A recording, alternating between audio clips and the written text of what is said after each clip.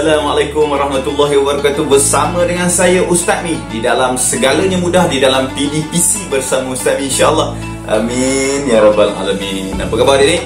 Sihat seperti mana biasa? Alhamdulillah. Syukur pada Allah Subhanahu wa taala.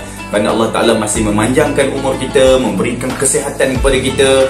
Dan yang paling best sekali, kita dapat sekali lagi adik-adik, kita dapat sekali lagi bersama-sama untuk membuat perkongsian berkaitan dengan agama kita, iaitu agama Islam. Tentu adik-adik tak sabar kan nak belajar hari ni. Apa kali ni yang Ustaz Mi nak ajar? Tahu tak?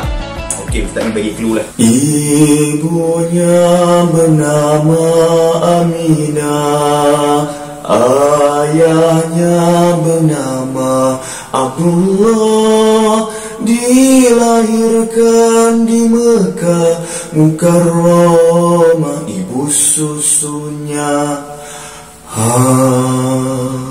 Halimatu Sa'diyah. Boleh adik teka tajuk apa kita nak belajar hari ni? Ustaz Mi dah nasyid dah tadi. Ya, pandai. Riwayat hidup Nabi kita, Nabi Muhammad sallallahu alaihi wasallam. Itulah pembelajaran kita hari ni. Kita akan belajar adik-adik. Jadi tak nak buang masa adik-adik, jom kita tengok terus. Pembelajaran kita hari ni ialah Pendidikan Islam KSSM tingkatan 1 bidang sirah, pelajaran yang ke-24. Tajuknya Riwayat Hidup Nabi Muhammad sallallahu alaihi wasallam. Adik-adik ambil buku teks, rujuk sebagai orang kata apa? Adab kita menuntut ilmu adik-adik, kena ada buku. Dan sebab Ustaz ni akan kupas berdasarkan buku tersebut. Okey adik-adik ya? Cantik. Rujuk buku teks Pendidikan Islam tingkatan 1 muka surat 142. Kita mulakan dengan muka surat 142 dan berakhir 149. Okey adik-adik? Dah sedia? Baca doa dulu. Bismillahirrahmanirrahim. Alhamdulillahirabbil wassalatu wassalamu ala sayyidil mursalin wa ala alihi wa sahbihi ajma'in. Ya Allah ya Rahman ya Rahim, mudahkanlah urusan kami dalam mempelajari agamamu pada hari ini ya Allah. Berikan kami kekuatan ingatan ya Allah. Kurniakanlah kepada kami kebijaksanaan ya Allah. Kurniakanlah kepada kami kefahaman ya Allah, agar mudah kami untuk mempelajari pelajaran kami pada hari ini ya Allah. Makbulkan doa kami ya Allah. Rabbana atina fid dunya hasanah wa fil akhirati hasanah wa qina azabannar walhamdulillahi rabbil alamin. Okey adik, cantik. Kita dah baca doa. Jadi kita akan mulakan seperti mana biasa adik. Kita akan tengok dulu apakah yang kita akan dapat pada hari ini. Apa kita akan belajar pada hari ini dan apa kita akan dapat pada hari ini setelah belajar bersama dengan Ustaz Mi. Okey, yang pertama, menyatakan riwayat hidup Nabi kita, Nabi Muhammad sallallahu alaihi wasallam. Kita akan tengok apakah riwayat-riwayat hidup Nabi Muhammad sallallahu alaihi wasallam, bermula dengan nama sebenar sampailah kepada kewafatan baginda Nabi Muhammad sallallahu alaihi wasallam. Yang kedua, menjelaskan peristiwa-peristiwa yang penting yang berlaku dalam kehidupan Nabi Muhammad sallallahu alaihi wasallam, peristiwa sebelum beliau menjadi rasul dan peristiwa selepas baginda menjadi rasul. Okey, yang ketiga, menerangkan akhlak Nabi Muhammad sallallahu alaihi wasallam. Kita akan tengok akhlak Nabi macam mana di dalam peristiwa-peristiwa yang disebutkan nanti. Yang keempat, menghuraikan iktibar daripada peristiwa penting dalam kehidupan Rasulullah sallallahu alaihi wasallam. Kita akan tengok apa iktibar daripada peristiwa yang kita tahu tu nanti. Yang kelima, mencontohi akhlak Nabi Muhammad sallallahu alaihi wasallam. Innama bu'istu li utammima makarimal akhlak. Betul tak? Disebutkan sesungguhnya aku diutuskan untuk apa? Makarimul akhlak, untuk menunjukkan contoh tauladan yang baik. Jadi kita akan tengok apakah akhlak yang Nabi contohkan dalam peristiwa-peristiwa yang kita akan tengok nanti. Yang keenam, berselawat ke atas Nabi Muhammad sallallahu alaihi wasallam secara beradab dan istiqamah. Tanda kita menyanjungi Nabi, menyayangi Nabi dan sentiasa mengingati Nabi Muhammad sallallahu alaihi wasallam. Okey adik, dah sedia? Okey, kita tak nak buang masa adik, kita teruskan yang pertama, riwayat hidup Nabi kita Nabi Muhammad sallallahu alaihi wasallam. Adik-adik boleh tengok di senarai ni. Okey, dah ada daripada atas, kita tengok nama sebenar. Nama sebenar Nabi Muhammad sallallahu alaihi wasallam ialah Muhammad bin Abdullah bin Abdul Muttalib bin Hashim. Itu nama dia. Nama lain ialah Ahmad Al-Mahi Al-Hashir Al-Aqib. Okey, ni nama lain bagi Nabi Muhammad sallallahu alaihi wasallam. Gelaran Al-Amin. Ini popular, yang dipercayai. Ya, Nabi Muhammad digelar oleh masyarakat Arab dengan Al-Amin kerana beliau sangat jujur dan sangat dipercayai. Okey, tarikh lahir. Tarikh lahir dan tempat lahir beliau ialah lahir pada 12 Rabiul Awal tahun Gajah di Mekah. Yang tadi tu. Dilahirkan di Mekah Mukarramah.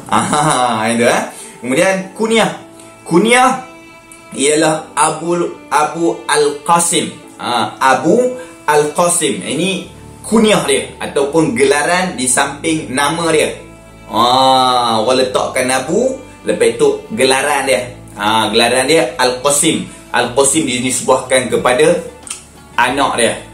Untuk lelaki, kunyah Abu Al-Qasim. Nanti kita tengok, nak bagi adik-adik faham, nanti kita tengok. Okey, nama ibu Aminah binti Wahab. Aminah binti Wahab. Ibu susuan Suaibatul Aslamiyah, Halimatus Sa'adiyah. Yang tadi itulah, yang Ustaz Mi bagi clue tadi tu, kan? Dia tak? Okey. Kemudian pengasuh Asy-Syaimah dan Ummu Aiman. Ini pengasuh dia. Okey. Kemudian isteri dia. Isteri dia ada 12. Yang pertama kita tengok nama-nama isteri Nabi ni. Yang pertama Khadijah binti Khuwailid, yang kedua Saudah binti Zam'ah, yang ketiga Aisyah binti Abu Bakar, yang keempat Hafsah binti binti Umar, yang kelima Zainab binti Khuzaimah. Zainab binti Khuzaimah. Yang keenam Juwairiyah binti Al-Haris. Yang ketujuh Zainab binti Jahsy. Jangan keliru, memang ada dua Zainab isteri Nabi ni. Satu Zainab binti Khuzaimah, satu lagi Zainab binti Jahsy. Yang ke-8 Ummu Salamah binti Umayyah. Yang ke-9 Safiyah binti Huyai. Yang ke-10 Ummu Habibah binti Abu Sufyan. Yang ke-11 Maimunah binti Al-Haris. Yang ke-12 Mari'atul Qibtiyah. Okey, inilah isteri Nabi Muhammad sallallahu alaihi wasallam. Anak dia yang mula sekali Al-Qasim, kan? Kemudian yang kedua Abdullah, Ibrahim, Zainab, Ruqayyah, Ummu Kalsum dan Fatimah. Tu yang ada nasyid tu, kan? Anak Nabi kita ada berapa orang? 7 orang, 3 laki-laki, 4 perempuan. Kasim, Abdullah, Ibrahim, Fatimah, Zainab, Ummu Kalsum, Siti, Ruqayyah. Itu. Okey.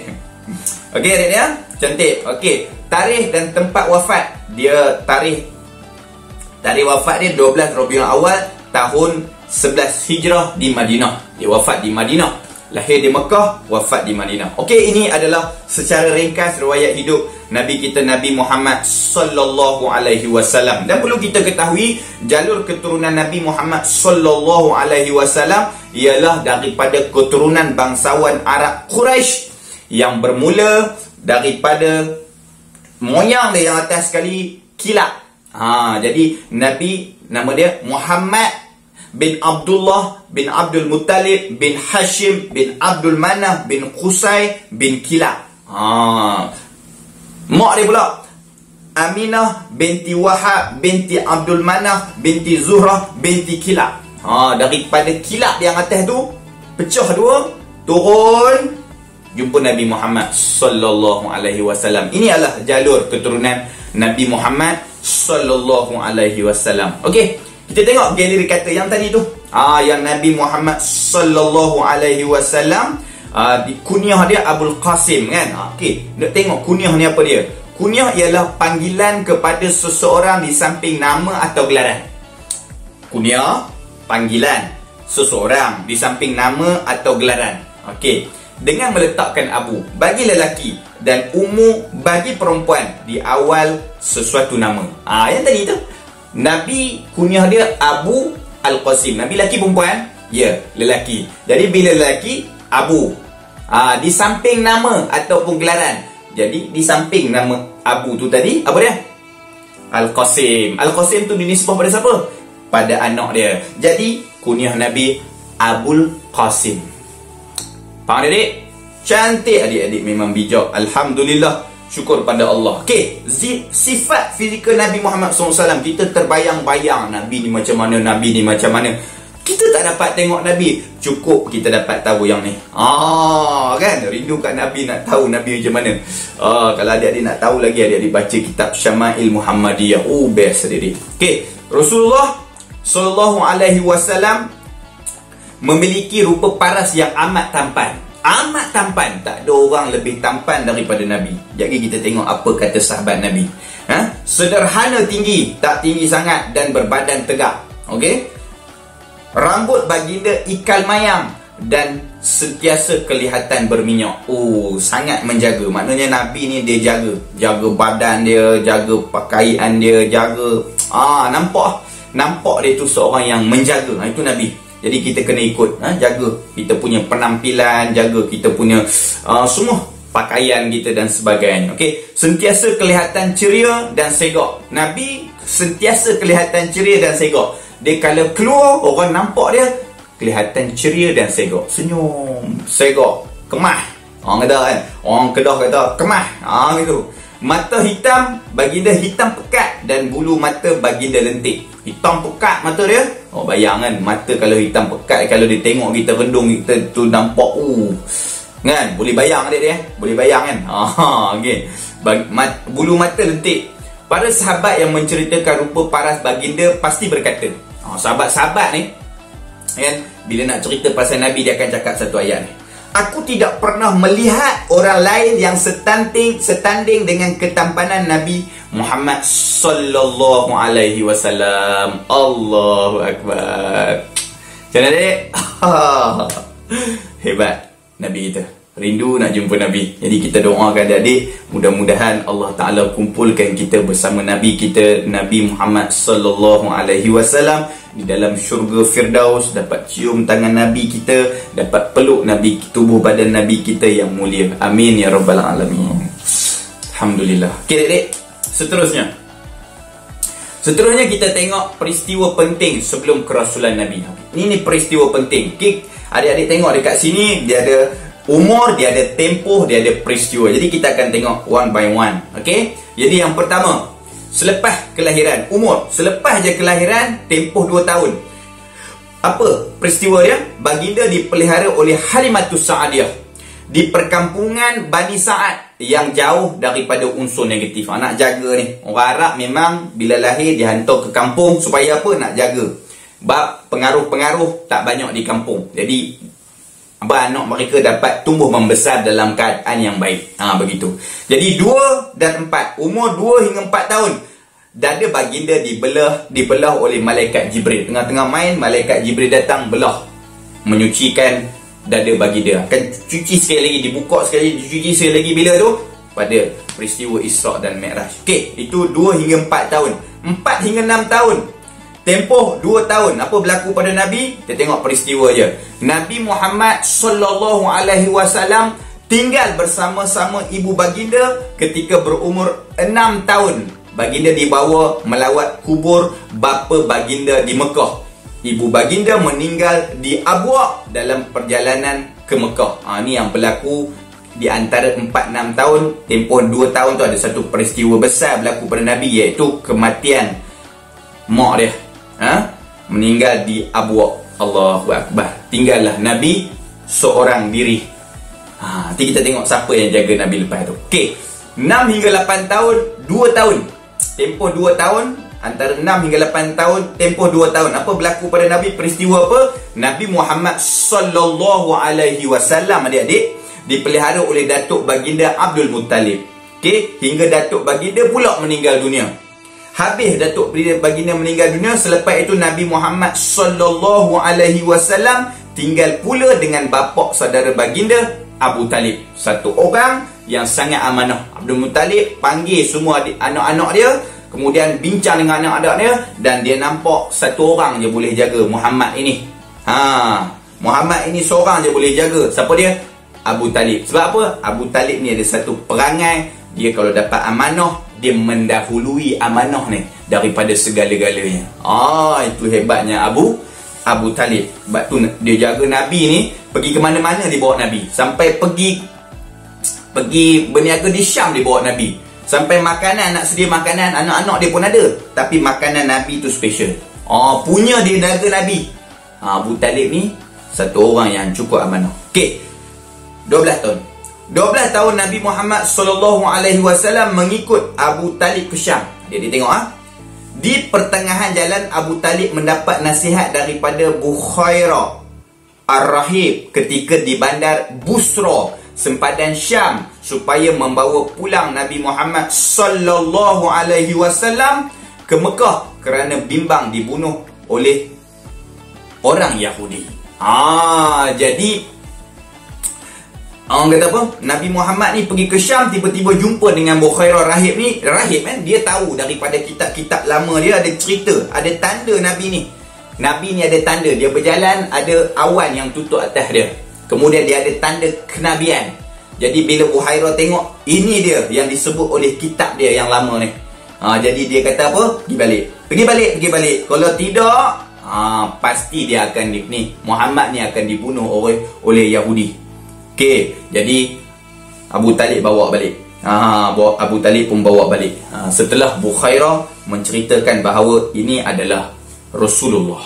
Allahu Akbar. Okey adik. Kemudian umur 20 tahun. 20 tahun apa jadi?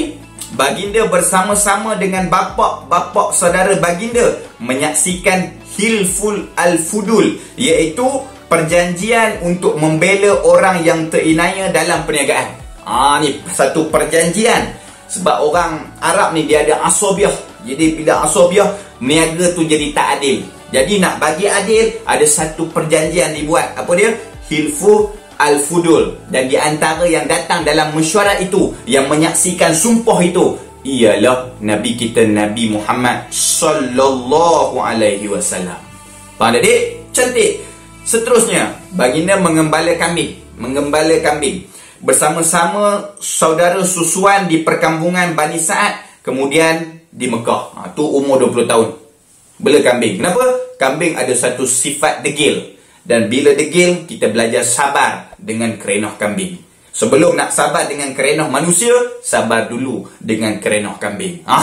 Sebab itulah Nabi takdir. Allah Ta'ala susun cantik. Nabi ni disusun supaya dia jadi orang yang hebat. Sebelum dia nak jadi Rasulullah sallallahu alaihi wasallam. Jadi kita tengok iktibar di hujung sana, adik-adik yang merah tu. Iktibar Nabi Muhammad dididik oleh Allah dengan kehidupan yang mencabar sebagai persediaan untuk dilantik menjadi Rasul yang agung. Bermula dengan kematian bapa, kematian ibu, kematian datuk, sampailah dididik macam mana kehidupan dia selepas itu, sehingga diatur menjadi penggembala kambing. Untuk apa tu? Untuk menjadi orang yang bersedia sebelum dilantik menjadi Rasul. Okey, adik? Faham? Yes. Okey, seterusnya kita tengok peristiwa penting sebelum kerasulan Nabi, tapi pada kali ini umur Nabi 25 tahun. 25 tahun peristiwa berdagang ke Syam. Okey, peristiwa berdagang ke Syam. Okey, Nabi Muhammad berkecimpung dalam bidang perniagaan di luar kota Mekah Al-Mukarramah. Dia berkecimpung dalam bidang perniagaan. Baginda berurus niaga dengan Sayyidatina Khadijah, seorang wanita Quraisy yang sangat berharta dan berhati mulia. Rasulullah membawa barang dagangan Sayyidatina Khadijah ke Syam dengan dibantu oleh Maisarah, seorang pekerja lelaki Sayyidatina Khadijah. Maisarah ni bukan perempuan, Maisarah ni lelaki. Okey, jadi Nabi pergi bersama dengan Maisarah ni berniaga ke Syam, bawa barang-barang dagangan yang dimiliki oleh Khadijah. Semasa di Syam, ni umur 25 tahun ni. Semasa di Syam, Nabi Muhammad SAW menjalankan perniagaan dengan penuh jujur dan amanah. Yang ni bagus, yang ni tak bagus, yang ni bagus, yang ni tak bagus. Sekarang pilihlah yang mana yang tak. Faham tak adik-adik? Dia berniaga dengan jujur. Bagi tahu siap-siap, ni barang ni bagus, barang ni tak bagus, barang ni kurang sikit mutu dia. Cerita. Jujur adik-adik. Setengah kita kan tak jujur, kan? Tak bagi tahu apa, beli je. Nasib kamu lah dapat yang buruk ke yang baik ke, lantak kamu lah. Itu salah satu contoh jujur dalam berniaga. Okey dia. Cantik. Nabi sangat jujur dan amanah. Akhirnya Nabi Muhammad SAW membawa pulang keuntungan yang lumayan berkat ketekunan dan kemahiran baginda. Ni Nabi. Dia kalau kita jujur, adik-adik, orang pun suka dengan kita. Itu je konsep dia. Kita buat baik dengan orang buat baik dengan kita. Itu konsep dia, adik-adik. Kebaikan akan datang pada kita. Itu bersikap jujur. Bersikap jujur memang kita akan dapat benda baik dari Allah. Okay, ya? Cantik. Kita tengok iktibar sifat kemuliaan yang perlu dicontohi daripada peristiwa ini ialah Nabi Muhammad SAW menunaikan amanah, mendapat kepercayaan masyarakat, mempunyai kerjaya dan menjalankan kerja dengan mahir dan bijaksana. Ini Nabi yang kita dapat daripada kisah ni tadi. Ya, mula-mula dia tunaikan amanah, mendapat kepercayaan masyarakat sebab dia bagi tahu, dia buat dengan jujur. Jadi dapat kepercayaan dan mempunyai kerjaya. Maksudnya kita ni hidup kena ada kerjaya. Dan menjalankan kerja dengan mahir dan bijaksana. Apa-apa kerja buat dengan penuh ketekunan sehingga kita mahir dengan kerja tersebut dan lakukan dengan bijaksana. Cantik. Okey adik. Seterusnya masih di umur 25 tahun. Masih di umur 25 tahun ada satu peristiwa yang best. Iaitu peristiwa baginda Nabi Muhammad SAW berkahwin dengan Sayyidatina Khadijah.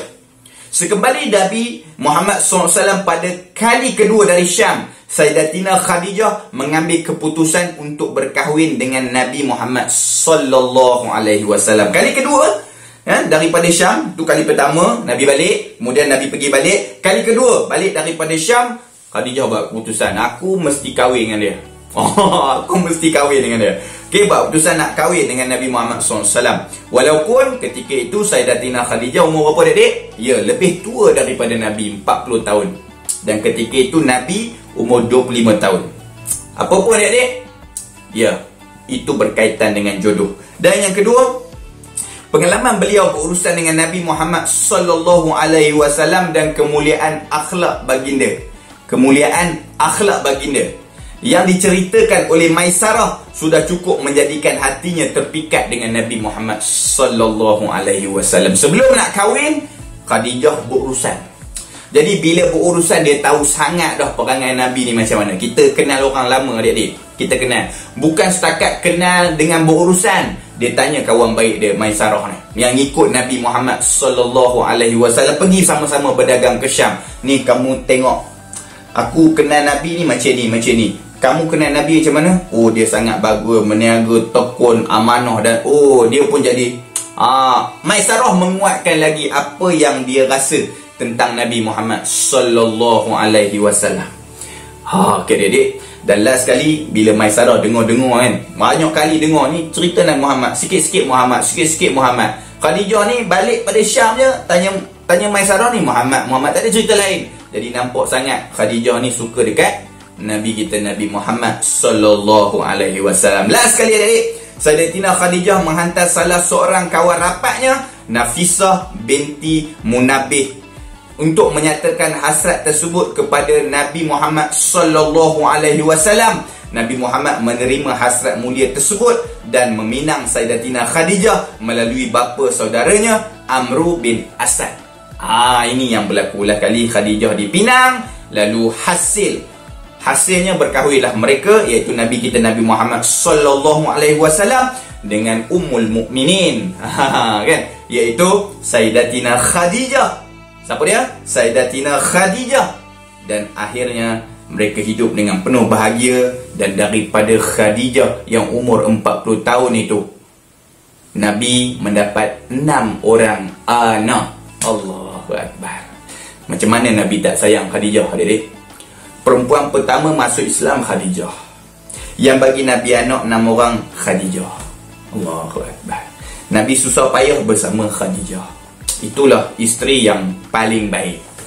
Allahu Akbar. Okey, iktibar. Antara akhlak mulia Nabi Muhammad sallallahu alaihi wasallam yang menarik perhatian Sayyidatina Khadijah radhiyallahu an termasuklah pertama jujur, kedua menghormati keluarga dan menjaga adab dan batas pergaulan. Inilah akhlak yang ditunjukkan oleh Nabi Muhammad sallallahu alaihi wasallam sehingga terpikatlah hati Khadijah untuk menjadikan Nabi kita Nabi Muhammad sallallahu alaihi wasallam sebagai suaminya. Alhamdulillah. Okay, adik? Faham? Cantik. Alhamdulillah. Okay, kita tengok seterusnya adik-adik. Selepas sahaja Nabi berkahwin dengan Sayyidatina Khadijah pada umur 35 tahun, iaitu termasuk dalam peristiwa penting sebelum kerasulan Nabi Muhammad sallallahu alaihi wasallam, ialah peristiwa perletakan Hajarul Aswad. Umur bila? Umur dia waktu tu 35 tahun. Jom kita tengok peristiwanya. Ketika Nabi Muhammad sallallahu alaihi wasallam berumur 35 tahun, Mekah dilanda banjir besar sehingga meruntuhkan dinding Kaabah. Kabilah Arab berpakat untuk membaik pulih Kaabah.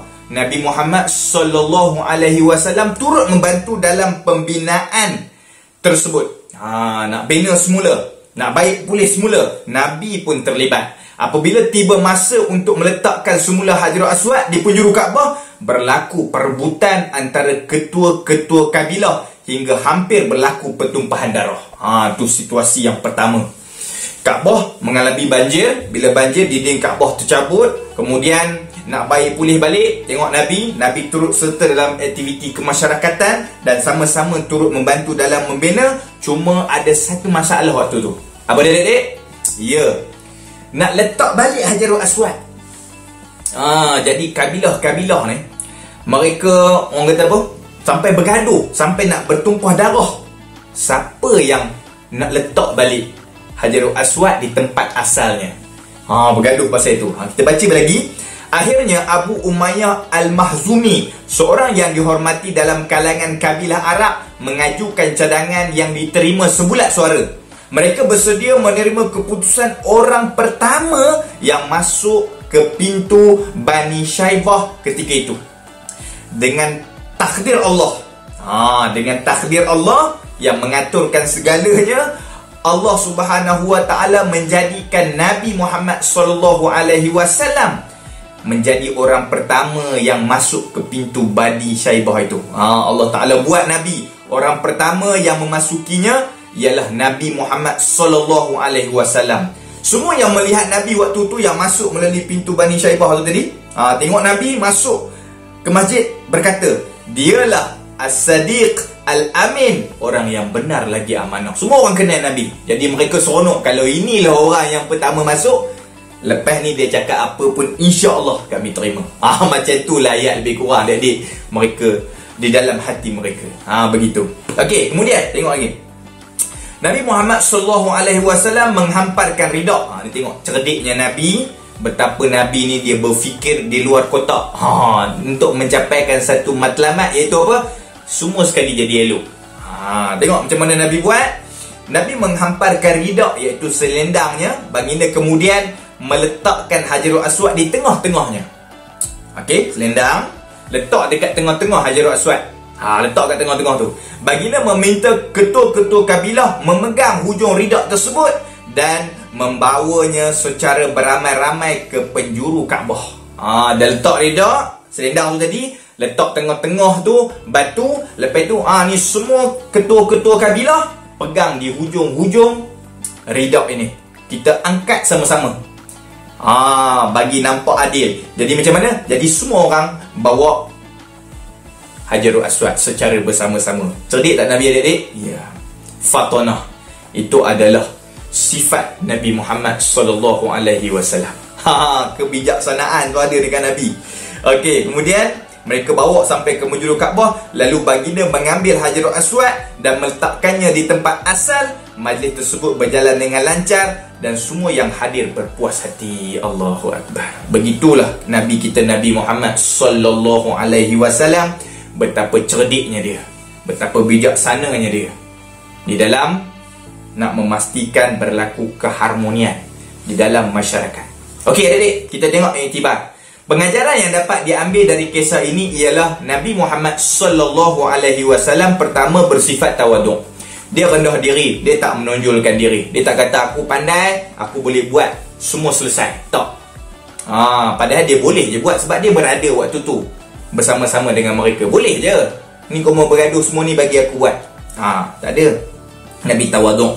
Turut serta dalam aktiviti kemasyarakatan. Ni satu contoh. Kita duduk dalam satu komuniti adik, kita tak boleh buat hal kita sendiri. Apa saja aktiviti kena sertai, aktiviti kemasyarakatan. Itu yang dicontohkan oleh Nabi. Menerima amanah seterusnya, menerima amanah dengan penuh tanggungjawab, menyelesaikan masalah masyarakat dengan bijaksana. Tadi letak satu selendang, letak dekat tengah-tengah tu Hajarul Aswad. Kemudian seluruh ketua-ketua kabilah yang ada pegang di hujung-hujung bucu rida ataupun selendang tadi, bawa sama-sama sampai ke penjuru Kaabah. Kemudian dia pun letak. Bijaksana tak bijaksana? Bijaksana. Sebab akhirnya semuanya berpuas hati dengan keputusan dan apa yang Nabi buat. Allahu Akbar. Dan last sekali adik-adik, mendamaikan kehidupan masyarakat. Apa pun yang kita nak buat, pastikan matlamat kita semuanya berakhir dengan harmoni. Tak ada bergaduh, tak ada pertumpahan darah. Itulah yang dianjurkan oleh agama kita. Adik-adik, faham? Baik, kita akan pergi kepada seterusnya, iaitu peristiwa penting selepas kerasulan Nabi, iaitu menerima wahyu pertama 40 tahun umurnya. Jom kita tengok. Peristiwa penting selepas kerasulan Nabi Muhammad sallallahu alaihi wasallam. Ini masa yang orang kata apa, selepas Nabi dilantik menjadi rasul. Okey, ini dia. Yang tadi sebelum kan, ini nak masuk selepas kerasulan Nabi. Okey, menerima wahyu pertama ketika umur Nabi 40 tahun. Era kerasulan Nabi Muhammad sallallahu alaihi wasallam bermula ketika baginda berumur 40 tahun. Ketika itu baginda suka bersendirian di Gua Hira untuk beribadat dan memikirkan cara menyelamatkan umat daripada kesesatan jahiliyah. Dia nampak jahiliyah ni, nampak keadaan umat dia, nampak sangat masyarakat Arab jahiliyah ni teruk sangat dah. Zina di mana-mana, bunuh anak perempuan, minum arak, sangat dahsyat. Jadi dia tak boleh nak duduk lagi dengan orang masyarakat Arab yang perangai macam ni. Jadi Nabi pergi ke Gua Hira, beribadat dan fikir macam manalah aku nak selamatkan. Sambil memohon kepada Allah Subhanahu Wa Taala. Pada suatu hari dalam bulan Ramadan, baginda didatangi malaikat Jibril alaihi salam. Jibril alaihi salam memeluk erat Nabi kita Nabi Muhammad sallallahu alaihi wasallam 3 kali dan menyuruh baginda membaca. Peluk Nabi. Ya Muhammad, iqra. Wahai Muhammad, bacalah. Kan? Bacalah. Jibril peluk 3 kali, peluk. Suruh Nabi baca. Setiap kali Jibril alaihissalam menyuruh baginda membaca, baginda menjawab, saya tidak tahu membaca. Saya tidak tahu membaca. Setiap kali peluk, kali pertama, saya tak tahu membaca. Kali kedua, tak tahu membaca. Kali ketiga, tak tahu membaca. Akhirnya Jibril alaihissalam mengajar Nabi Muhammad sallallahu alaihi wasallam wahyu yang pertama, iaitu surah Al-Alaq ayat 1 hingga 5. A'udzubillahi minasyaitonir rajim. Iqra bismi rabbikal ladzi khalaq. Khalaqal insana min 'alaq. Iqra wa rabbukal akram. Alladzi 'allama bil qalam. 'Allamal insana ma lam ya'lam. Inilah ayat wahyu yang pertama, surah Al-Alaq ayat 1 hingga 5. Okey, ini nanti kita bacakan sekali lagi supaya kita dapat menghayati ayat ni. Okey dah ni ya? Okey, insya-Allah. Okey, dah baca ayat tadi, maka bermulalah dakwah. Okey, dakwah yang disampaikan oleh baginda mendapat sambutan daripada masyarakat Arab terutama hamba abdi dan golongan yang lemah. Lepas saja wahyu pertama ni turun, lepas itu ada lagi selepas itu surah Mudassir, ya ayyuhal mudassir qum fa'anzir. Itu ada kisah-kisah yang panjang adik-adik boleh tengok mungkin dalam tingkatan 2. Tapi akhirnya daripada selepas Nabi dilantik menjadi Rasul, bermula dengan dakwah secara bersembunyi, maka yang mula-mula sekali yang mendapat sambutan daripada kalangan Arab ialah daripada golongan hamba abdi dan juga golongan yang lemah. Jom kita tengok iktibar. Pengajaran yang dapat diambil dari kisah ini, anda boleh tengok di hujung sana. Tidak suka dengan kesesatan masyarakat. Nabi ni satu perangai tak suka dengan kesesatan. Nampak tak teratur, nampak jahanam. Aku tak nak. Nak hidup tenang, bahagia, ada bimbingan. Begitu. Beribadat dan bermunajat kepada Allah untuk memohon petunjuk. Bila jadi sesat, jadi tak tenang, jadi masalah, Nabi buat apa? Nabi minta petunjuk daripada Allah. Menunaikan amanah untuk menyampaikan dakwah. Nabi bila turun wahyu suruh sampai amanah, dia terus melaksanakan amanah tanpa apa adik? Tanpa berdolak dalih. Yang itu kita kena pakai. Bersabar dan istiqamah menyampaikan dakwah. Macam mana pun halangan datang, sabar, teruskan. Istiqamah, kita teruskan untuk menyampaikan dakwah. Okay, adik? Cantik. Seterusnya, inilah wahyu pertama yang Ustaz bacakan tadi. Ustaz bacakan sekali lagi, ya. A'udzubillahi minasyaitonirrajim. Bismillahirrahmanirrahim. Iqra' bismi rabbikal ladzi khalaq. Khalaqal insana min 'alaq. Iqra' wa rabbukal akram. Alladzi 'allama bil qalam. 'Allamal insana ma lam ya'lam. Inilah ayat dia, adik-adik. Maksudnya, bacalah dengan menyebut nama Tuhanmu yang menciptakan. Dia telah menciptakan manusia dari segumpal darah. Bacalah, dan Tuhanmu lah yang maha mulia, yang mengajar manusia dengan pena. Dia yang mengajarkan manusia apa yang tidak diketahui. Al-Alaq ayat 1 hingga 5, dan inilah wahyu yang pertama. Okey, kita tengok yang dikatakan tadi selepas Nabi diminta untuk dakwah secara bersembunyi pada awalnya. Antara orang pertama yang beriman dan menyokong dakwah baginda tentulah isteri dia, iaitu Sayyidatina Khadijah. Yang kedua, sahabat karib baginda, Sayyidina Abu Bakar As-Siddiq. Yang ketiga, sepupu baginda yang masih kecil, Sayyidina Ali bin Abu Talib. Inilah 3 orang yang di antara orang yang pertama yang memeluk agama Islam, yang menyokong dakwah, beriman dan menyokong. Di kalangan hamba ada Bilal bin Rabah. Itulah golongan hamba yang pertama memeluk agama Islam. Okey. Selepas Nabi Muhammad sallallahu alaihi wasallam diutuskan menjadi rasul, kemudian Nabi menyampaikan dakwah secara tersembunyi, secara terang-terangan, maka banyaklah halangan dan sebagainya. Lalu berlakulah satu peristiwa yang besar. Apa dia? Isra' dan Mi'raj. Pada umur Nabi 51 tahun. Apa jadi dekat Nabi ni? Jom kita tengok kisah dia. Sayyidatina Khadijah radhiyallahu an sentiasa setia mempertahankan dakwah Nabi Muhammad sallallahu alaihi wasallam. Bapa saudara Nabi Abu Talib membela Nabi Muhammad sallallahu alaihi wasallam walaupun beliau tidak memeluk Islam. Kematian mereka berdua menyebabkan Nabi Muhammad sallallahu alaihi wasallam berduka cita. Allahu akbar. Isteri yang disayangi meninggal dunia. Bapa saudara yang sentiasa menyokong walaupun tak masuk Islam tetap sokong Nabi, menyebabkan Nabi tak dikacau oleh siapa pun. Tak ada siapa boleh halang Nabi berdakwah, sebab ada 2 orang yang sentiasa support Nabi. Kerana 2 orang ni merupakan orang yang berpengaruh di kalangan masyarakat Arab, musyrikin Quraisy Mekah. Allahu akbar. Jadi adik-adik, bila meninggal 2 ni, Nabi sedih tak tahu nak cakap. Abu Talib meninggal bukan dalam Islam. Sayyidatina Khadijah yang disayangi oleh Nabi sentiasa meninggal dunia, maka sedihlah Nabi. Ada satu lagi kisah apabila Nabi meminta Nabi buat dakwah di Taif, Nabi dibaling dengan batu. Itulah kemuncak dia, sampai berdarah Nabi, sampai kaki Nabi penuh dengan darah, capan Nabi berbunyi cerak cerak cerak, sebab darah dah banyak dalam kasut Nabi Muhammad sallallahu alaihi wasallam. Nabi sangat sedih, dihalau daripada kota Taif begitu sahaja, sedangkan dia nak menyampaikan dakwah, menyelamatkan umat dia daripada segala kesesatan. Bila sedih macam tu adik-adik, apa jadi?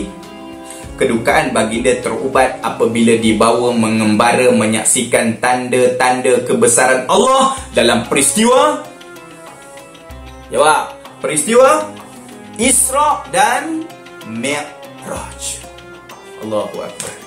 Peristiwa ini adik-adik berlaku kepada Nabi sebagai nak menghiburkan Nabi kita yang sedang berduka cita. Di samping ada orang kata apa, sebab-sebab yang lain nak mengukuhkan iman Nabi, nak bagi Nabi bertambah yakin. Sebab Allah Ta'ala tunjukkan tanda-tanda kebesaran dia kepada Nabi pada malam itu. Okey, cantik. Inilah kronologi ringkas peristiwa Isra dan Mi'raj. Ini kronologi dia. Jadi nombor 1 sekali adik-adik, adik tengok nombor 1 tu, tak minta dah nombor 1, nombor 2 sampai nombor 6. Saya ringkas je adik-adik. Nabi Muhammad sallallahu alaihi wasallam dibawa pada waktu malam dari Masjidil Haram ke Masjidil Aqsa di Palestin. Masjidil Haram, Nabi tengah tidur, antara tidur dengan tidak, tiba-tiba malaikat Jibril turun bawa Nabi. Dalam perjalanan baginda ditunjukkan dengan pelbagai gambaran yang akan berlaku kepada umat baginda. Dinampakkan semua gambaran-gambaran yang akan berlaku kepada umat baginda. Ni cerita ni panjang adik. Adik boleh tanya ustazah dekat sekolah. Okey, ustazah apa ustaz kat sekolah. Okey, memang nampak macam-macam gambaran. Allahu Akbar, nak cerita panjang. Tak apa, kita stop dulu. Adik-adik nak tanya kat ustazah dekat sekolah. InsyaAllah. Okey, seterusnya baginda menjadi imam solat kepada para nabi di Masjidil Aqsa. Sampai Masjidil Aqsa, dia yang jadi imam. Semua nabi-nabi mengakui bahawa dia adalah Rasulullah sallallahu alaihi wasallam. Okey, nabi akhir zaman. Okey, kemudian seterusnya baginda dibawa Mi'raj, merentas 7 lapis langit sehingga ke Sidratul Muntaha. Satu langit, satu langit, satu langit. Sebut dalam hadis, satu langit ke satu langit 500 tahun perjalanan. Bayangkan Allah Ta'ala tunjuk kekuasaan dia. Yang kamu nampak langit ni, itu belum langit lagi, ada lagi langit. Langit pertama, langit kedua, langit ketiga, sampailah kepada Sidratul Muntaha. Itu pun kita dah kagum dah adik-adik. Okey, kemudian baginda menghadap Allah SWT dan menerima kefarduan solat 5 waktu. Di sana menghadap Allah dan menerima kefarduan solat 5 waktu. Kemudian habis itu baginda turun ke Mekah sebelum subuh dan menceritakan pengalaman baginda kepada penduduk Mekah.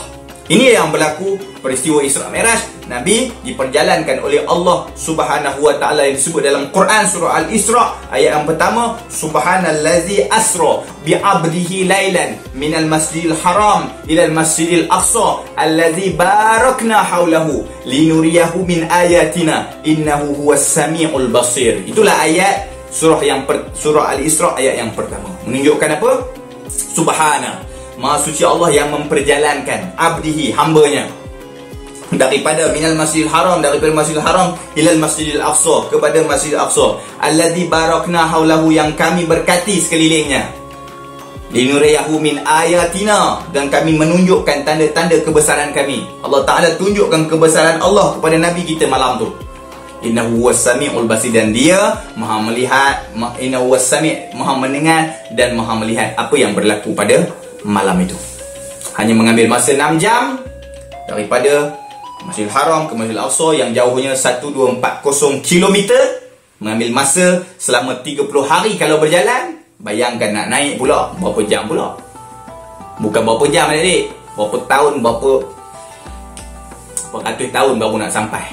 Bayang adik. Tapi Nabi malam tu diperjalankan oleh Allah hanya 6 jam je, kata ulama. Baik, seterusnya.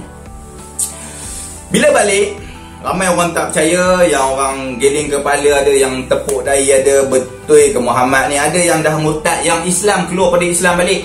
Sebab Nabi cerita sesuatu yang tak masuk akal. Tapi kita orang Islam, apa dia? Kita orang Islam adalah orang yang percaya. Orang yang percaya.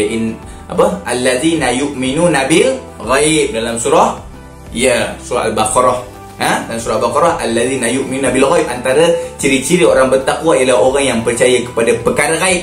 Isra' Mi'raj perkara gaib, perkara yang kita tak boleh nak fikir dengan akal. Tapi Allah iza arada syai'an an yaqula lahu kun fayakun. Allah kalau Ta'ala berkehendak, Allah Ta'ala kalau berkehendak, dia akan jadi. Jadi bila Nabi cerita benda yang tak logik ni, ramai orang tepuk kepala, ngeling kepala, apa ni, gila dah Muhammad ni, macam-macam. Yang memang sebelum ni mengata Muhammad, benci Muhammad dan sebagainya, berjoget-joget mereka ni. Sebab memang betul Muhammad gila. Dia tiba-tiba ada seorang dia bangkit, dia kata, aku daripada Baitul Maqdis. Kalau betul dia ni Nabi, tunjukkan, bagi tahu aku ciri-ciri yang dikatakan Baitul Maqdis tu apa. Inilah hadis dia. An Jabir ibn Abdullah anna Rasulullah sallallahu alaihi wasallam qala lamma kazzabatni Quraisyun qumtu fil hijr fajalallahu li Baitul Maqdisi fatafiqtu ukhbiruhum an ayatihi wa ana anzuru ilaihi. Muttafaqun alaih. Hadis sahih. Jabir bin Abdullah meriwayatkan bahawa Rasulullah SAW bersabda, apabila orang Quraisy menustakan aku, tak percaya aku, dia kata aku gila, dia kata aku, dia main-main dengan aku. Ada yang kata, okey Muhammad, angkat kaki. Okey, angkat kaki sebelah lagi. Angkat kaki sebelah lagi. Mana boleh angkat kaki dua-dua belah lagi kan? Sebelah dia boleh angkat. Angkat sebelah lagi. Tak boleh. Orang gelak kat Nabi, dia kata, kalau macam ni pun kamu tak boleh buat, macam mana kamu boleh naik ke atas langit? Nampak dia? Orang main-mainkan Nabi. Tapi tak mustahil bagi Allah untuk melakukannya. Dan akhirnya, apabila orang Quraisy mendustakan aku berdiri di Hijr Ismail. Lalu Allah memperlihatkan kepadaku Baitul Maqdis. Allahu Akbar. Lantas aku menceritakan kepada mereka sifat-sifat Baitul Maqdis sambil melihat kepadanya. Allah Ta'ala datang seketui ni. Baitul Maqdis di hadapan Nabi. Nabi cerita satu persatu tentang Baitul Maqdis. Tangganya ada berapa, tingkapnya ada berapa, pintunya ada berapa, satu-satu Nabi nampak di hadapan mata dia. Allahu Akbar. Ini di antara mukjizat Nabi Muhammad sallallahu alaihi wasallam. Sebab datang baru kali pertama, mana nak ingat. Tapi Allah Ta'ala dengan kuasanya boleh buat macam tu. Okey, iktibar kepada peristiwa Isra' Mi'raj memberikan iktibar bahawa Nabi Muhammad sallallahu alaihi wasallam menjalani Isra' dan Mi'raj dengan roh dan jasad. Itu yang pertama, roh dan jasad. Yakin dan iman ni adik-adik, ini adalah tauhid. Okey, roh dan jasad. Nabi bukan pergi roh saja, dengan fizikal Nabi, jasad Nabi pergi. Okey, yang kedua, Rasul terakhir yang membawa ajaran tauhid seperti ajaran para Rasul sebelum baginda. Okey, yang ketiga, menerima kefarduan solat secara terus daripada Allah sebagai ibadat yang paling utama dalam Islam. Jumpa terus dengan Allah, tak macam ibadat-ibadat lain. Ibadat puasa, haji, apa lagi, zakat, semua tu Jibril turun sampai pada Nabi dekat bawah ni. Tapi kalau solat, jumpa terus dengan Allah, menunjukkan solat ni betul-betul benda yang sangat penting untuk kita buat. So adik-adik, jangan tinggal solat, ya. Okey, yang keempat, mendapat pertolongan Allah ketika menyampaikan kebenaran. Okey, mendapat pertolongan Allah ketika menyampaikan kebenaran. Baik, seterusnya, okey, peristiwa penting selepas kerasulan Nabi. Ada lagi satu peristiwa penting selepas kerasulan Nabi, iaitu hijrah ke Madinah dan pembentukan negara Islam. Pada masa tu umur Nabi 53 tahun. Okey, orang kafir Mekah bertindak menghalang dakwah Nabi ni dengan pelbagai cara. Terdapat dalam kalangan sahabat yang diseksa dan dibunuh. Waktu ni teruk dah. Memang teruk umat Islam pada waktu ni, diseksa dan dibunuh. Sumayyah dibunuh, Bilal bin Rabah diseksa. Ni yang berlaku. Akhirnya Nabi Muhammad sallallahu alaihi wasallam mendapat perintah Allah untuk berhijrah bersama-sama dengan para sahabat ke Madinah, iaitu Yathrib pada waktu tu. Namanya Yathrib sebelum ditukar menjadi Madinah. Peristiwa ini berlaku 13 tahun selepas kerasulan baginda.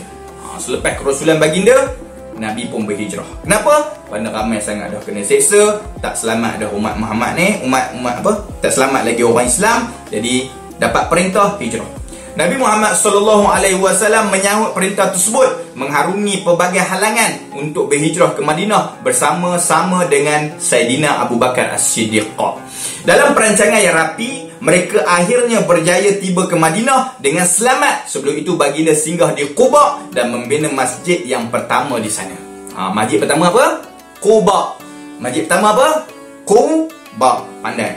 Okey, di Madinah Nabi Muhammad SAW membina pertahanan yang berteraskan wahyu.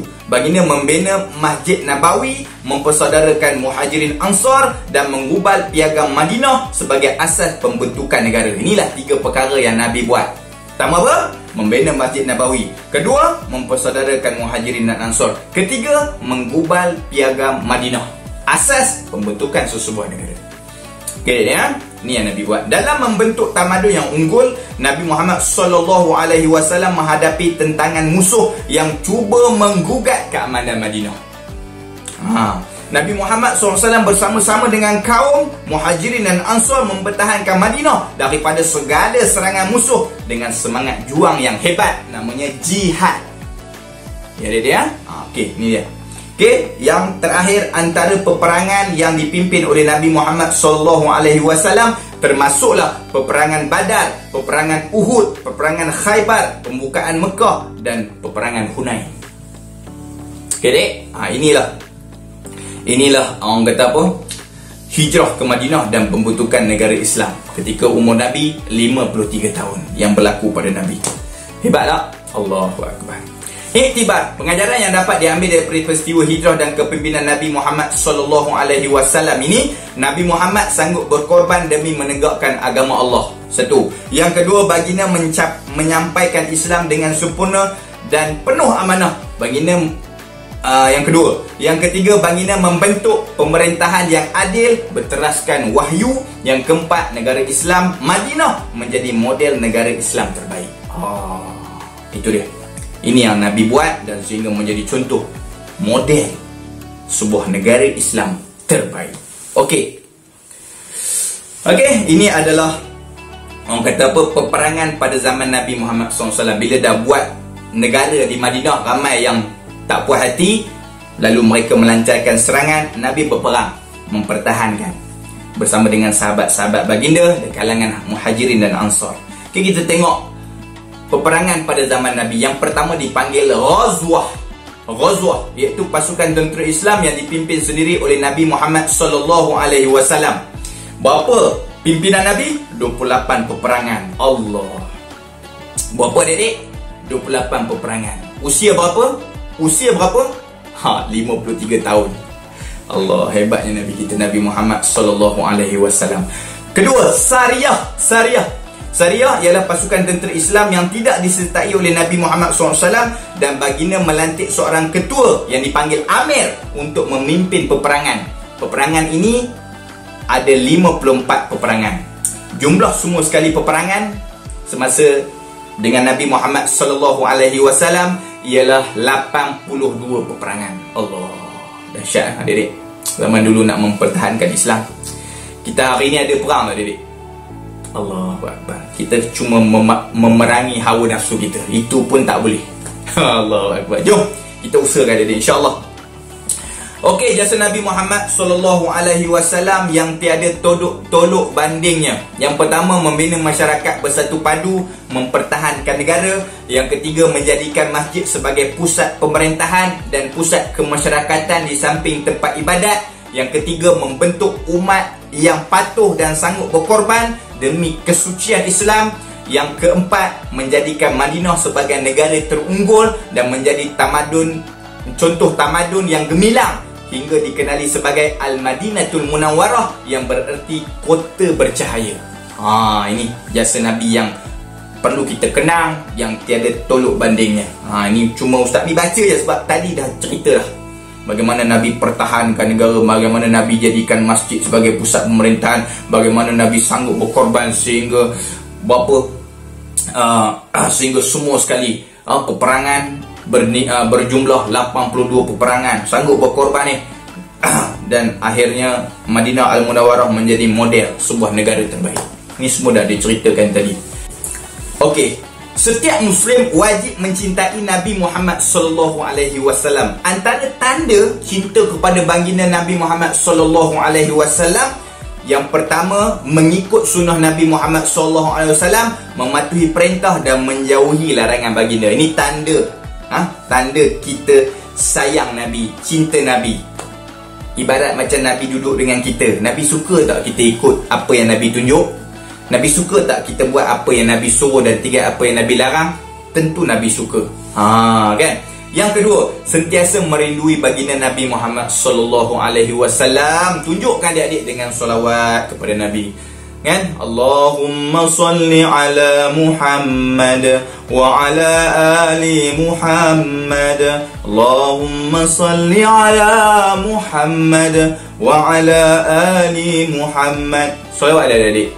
Macam mana cara dan kaedah tu terpulang. Janji kita solawat pada Nabi, tanda kita cinta Nabi Muhammad sallallahu alaihi wasallam.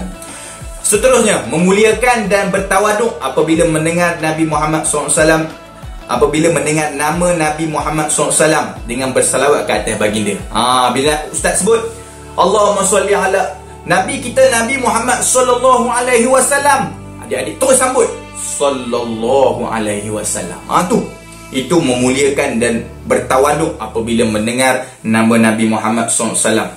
Ya, adik-adik ya. Kemudian seterusnya yang keempat, mencintai ahlul bait, iaitu orang-orang yang ada pertalian keluarga dengan baginda, dan para sahabat, iaitu orang yang beriman yang sempat bertemu dengan Nabi kita Nabi Muhammad sallallahu alaihi wasallam. Bukan takat cinta Nabi, semua yang berkaitan dengan Nabi, daripada ahli keluarga Nabi, Fatimah anak Nabi, cucu Nabi Hasan dan Husain, semuanya kita sayang, kita cinta.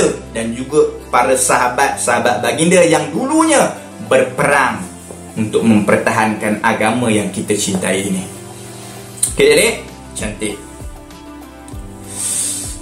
Peristiwa penting selepas kerasulan Nabi. Ini dah yang terakhir, adik. Yang terakhir. Allahu Akbar. Kewafatan Rasulullah sallallahu alaihi wasallam pada umur baginda 63 tahun.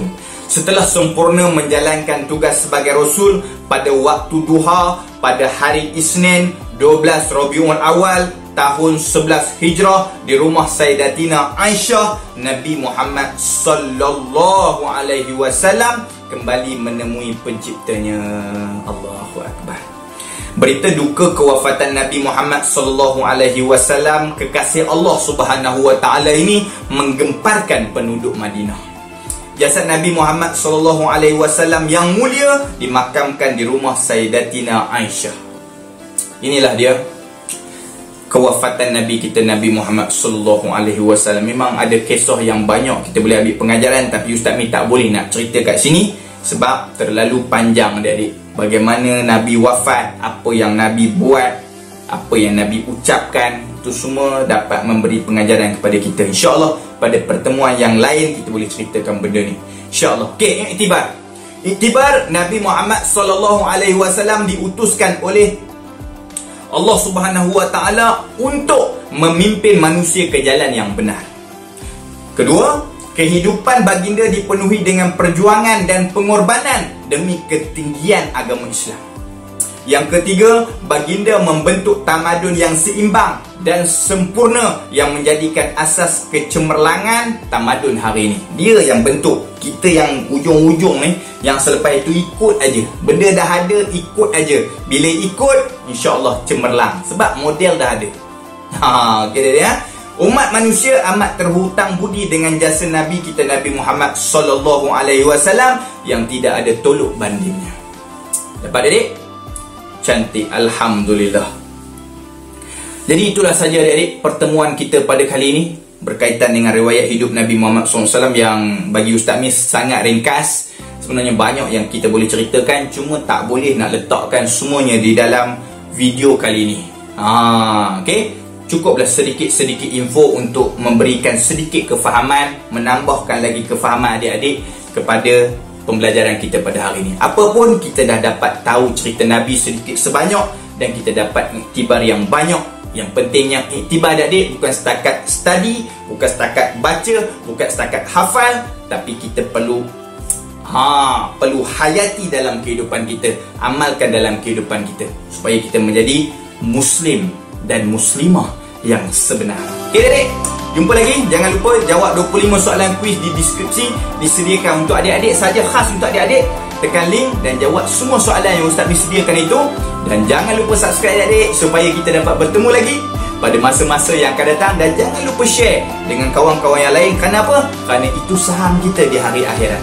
Ustaz ni buat juga saham Ustaz ni, adik-adik share, dapat juga saham adik-adik, iaitu pahala yang mengalir, bekal kita untuk bertemu dengan Allah Subhanahu wa taala, adik-adik ya. Dan insya-Allah kita bertemu lagi pada masa-masa akan datang. Tahniah semua, jumpa lagi. Jazakumullah khairan.